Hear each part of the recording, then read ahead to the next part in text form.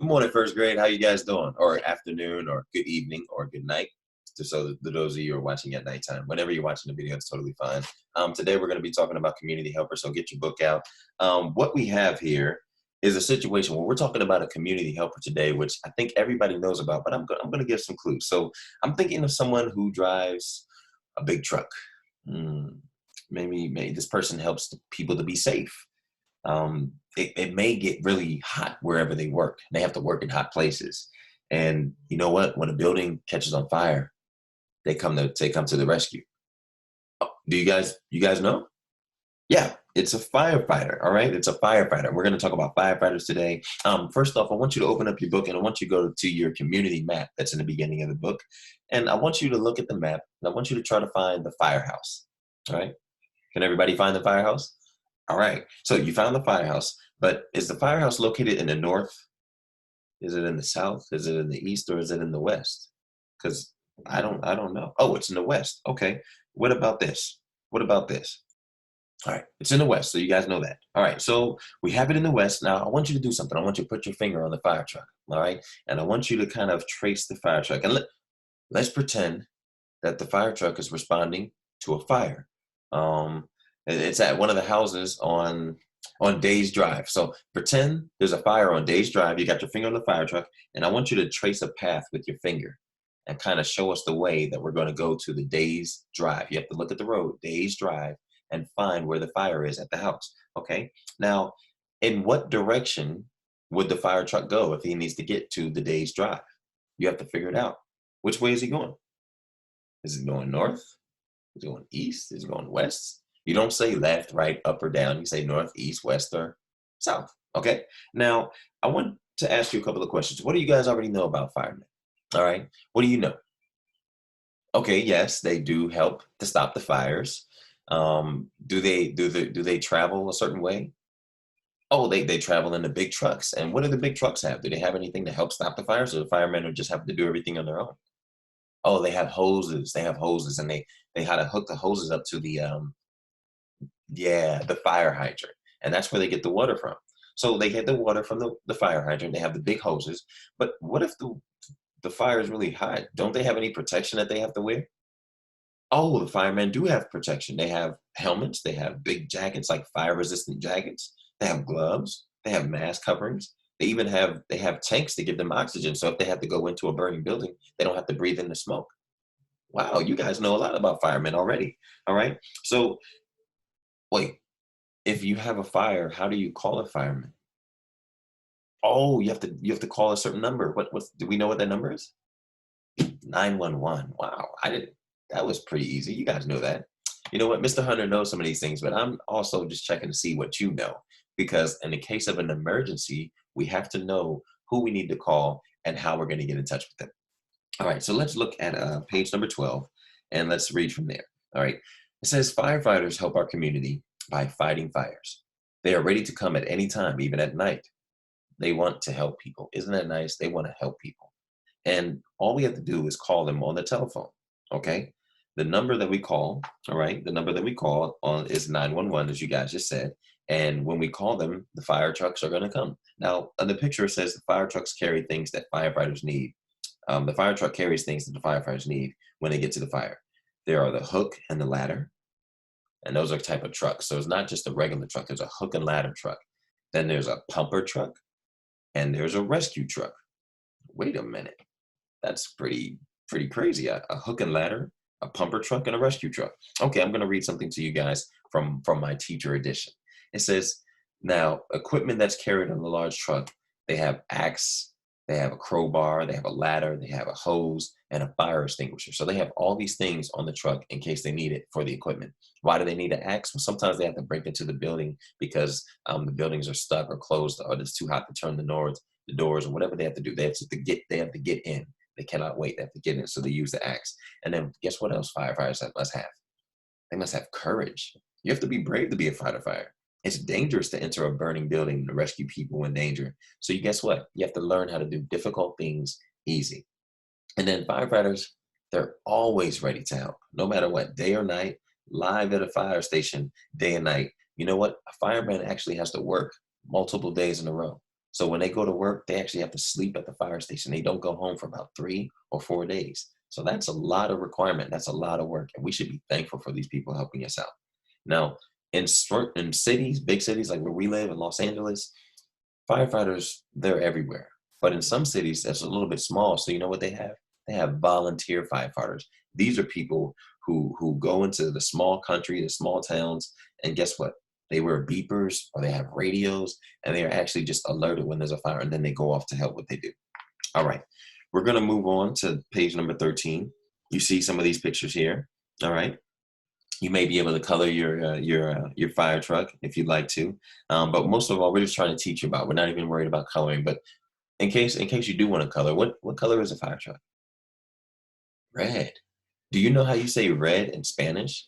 The letters are R-O-J-O, and you pronounce it rojo, but you have to roll your tongue. Rojo. All right, that's the color of a fire truck. All right, it says other people help the firefighter too. The ambulance crew can take hurt people to the hospital, and police officers help to keep people out of the way so the firefighters can do their work. All right, so there's a lot of things that can happen. There's a fire station song that we're going to have here in just a second, but I'll play the tune. I'm actually going to put it in the YouTube link because I'm not going to sing. I've been talking all day, making the videos, and so my voice is a little done. But I'll find this song and I'll try to put it in the video for you. All right, in the blank. All right, let's turn the page. All right. All right. Sorry, my page just got stuck. All right, so we're on page 14. And although you're watching firefighters at work may be very interesting, everybody who's around the fire when the fire is going on, you know what? They must stay very far back. I'm going to read something to you out of my teacher's manual, which it says that you must do for firefighters to protect them and protect yourself. It says, you need to stay far enough away to be out of danger. You know why else? You have to let the firefighters do their job. All right? Guess what else? The most important one they have. It says children should stay away from the scene of a fire and from the fire engine. Why? It's hot, it's dangerous, people are moving fast. You don't want to get run over, you don't want to get bumped into, and you don't want to be part of the situation that makes it harder for the firemen to do their job. All right. Now, as we mentioned, the fire department may be reached by calling 911 on the telephone. But guess what?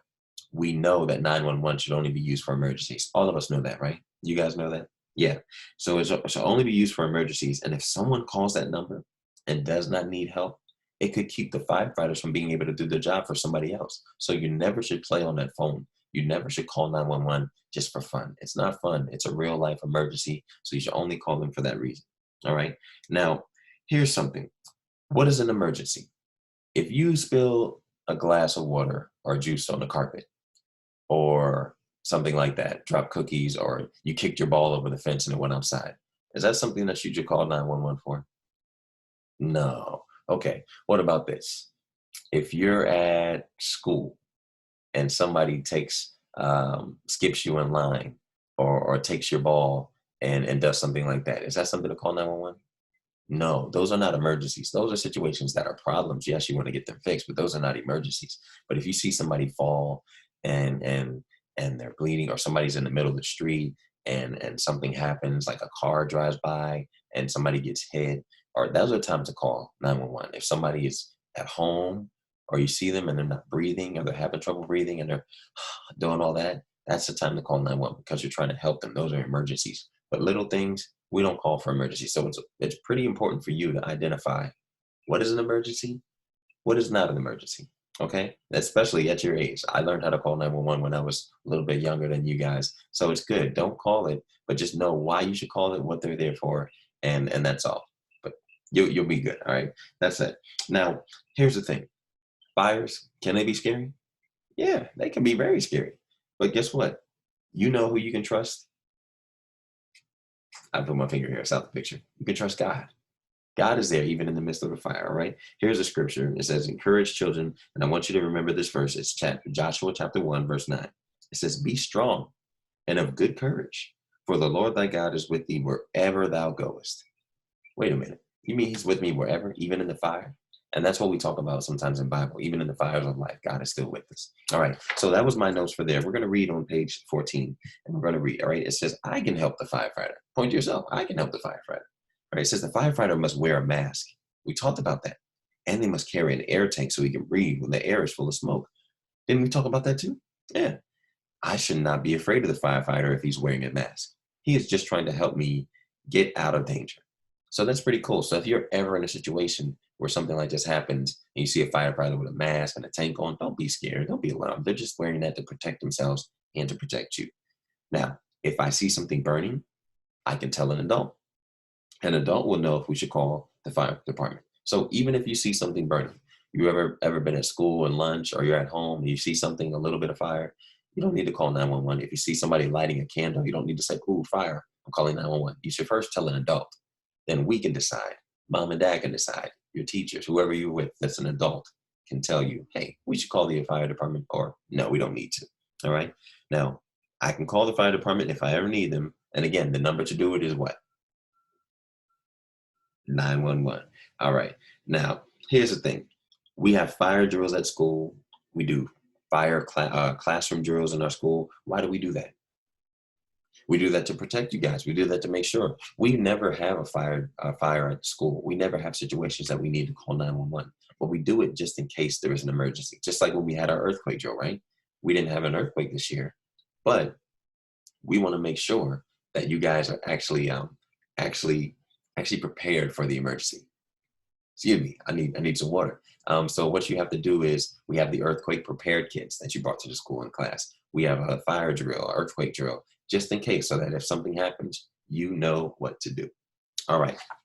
Now, I want you to look over here on page 15. All right. So on page 15, there's some fire safety rules that we're going to look at. I'm going to read them, and we're just going to point to the ones that should be circled or should match up with it. All right. So look at it, and I'm going to read the first rule.